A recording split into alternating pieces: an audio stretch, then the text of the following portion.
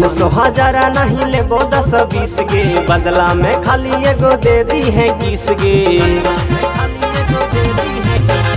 500,000 नहीं लेबो 10-20 गे, बदला में खाली एगो दे दी है 20 गे। नया नया ऑफर छोड़ी लगा तो ने फीस गे। अवन छोड़ी करी देबो धौड़ी सारा 20 गे।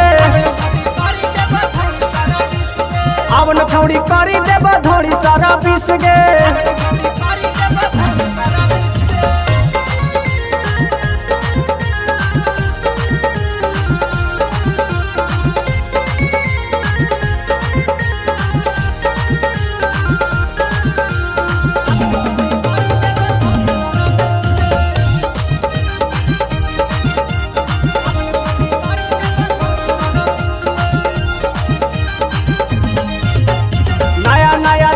भी हमरो गैरेज गे, कम करी देबो तोरा तेल के माइलेज गे।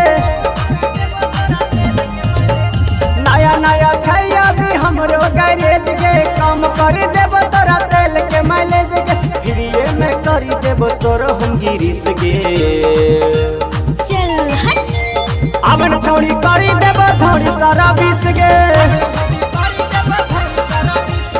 अवन छोड़ी करी देबो धौड़ी सारा 20 गे।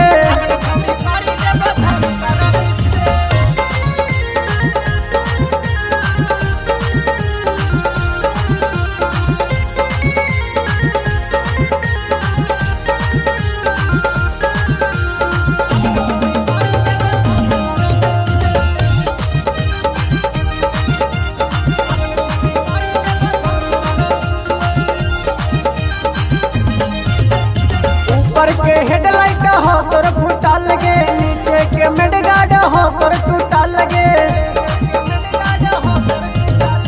ऊपर के हेडलाइट हो तोर फूटा लगे, नीचे के मेडगार्ड हो तोर टूटा लगे। कहो बालम की बात करी है न मिस गे। अच्छा अवन छोड़ी करी देबो धौड़ी सारा 20 गे। अवन छोड़ी करी देबो धौड़ी सारा 20 गे।